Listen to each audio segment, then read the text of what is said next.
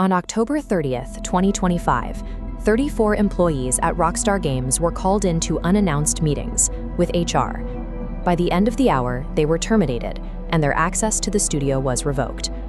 The layoffs removed senior designers, their lead animators, and vital QA testers, staff members who held decades of combined institutional knowledge across the studio's biggest projects. This purge of veteran talent arrived at a critical moment for Grand Theft Auto 6.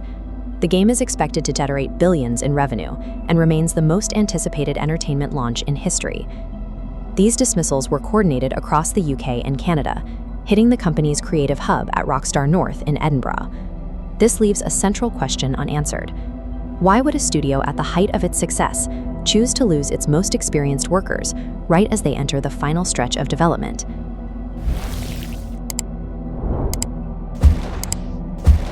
Rockstar maintains a culture of absolute secrecy.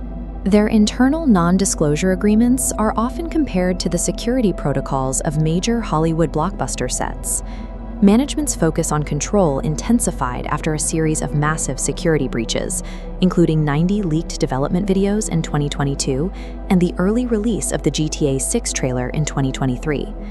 In response to these leaks, leadership at Rockstar and its parent company, Take-Two Interactive, moved to re-establish absolute corporate control over the production environment. In early 2024, the studio issued a mandatory 5-day return-to-office order. Management justified the policy as a necessary step to ensure productivity and prevent leaks. Many veteran developers saw the mandate as a form of pressure intended to force resignations. They feared the move signaled a return to the crunch culture of previous Rockstar titles, where 100-hour workweeks were once the standard. This executive push for physical oversight didn't just tighten security, it galvanized a hidden internal labor movement among the developers. To discuss these new policies in private, over 250 employees joined a secret, invite-only Discord server. It became a hub for organizing and sharing concerns about the studio's working conditions. The Independent Workers' Union of Great Britain helped facilitate the channel, providing labor organizers to guide the staff through the process of unionization. Management discovered the server's existence just as the union was approaching the legal threshold required for formal recognition in the UK. Rockstar defended the firings as gross misconduct. They argued the Discord channel was a public forum with external organizers, claiming discussing game features constituted a fireable breach. The union rejects this, maintaining the space was private and discussing working conditions is protected by labor law. The dispute highlights a growing legal conflict in the industry. Where exactly is the line between a company's trade secrets and a worker's right to organize? By November 2025, the tensions spilled into the streets. Public protests formed outside the studio's offices in London and Edinburgh as the union called for the reinstatement of the fired developers. Inside the studio, employees described a chilling effect. Remaining staff reported that colleagues were too intimidated to acknowledge the protesters outside for fear of facing their own disciplinary action.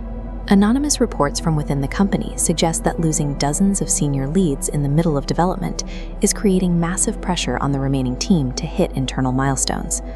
The multi-billion-dollar marketing campaign for GTA 6 continues as planned, even as some developers describe an internal environment defined by silence and professional uncertainty. Rockstar eventually delayed the release of GTA 6 to November 2026.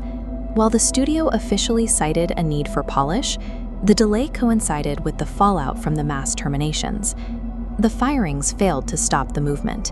In May 2026, the remaining workers officially launched the Rockstar Game Workers Union as a formal subsidiary of the IWGB. By June, the union requested voluntary recognition from Rockstar, seeking a formal seat at the table to negotiate on issues like pay transparency and mandatory overtime.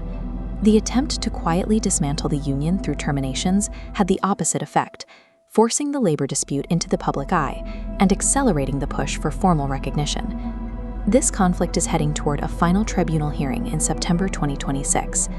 The court will decide if the staff were fired for misconduct or if they were victims of unlawful union busting.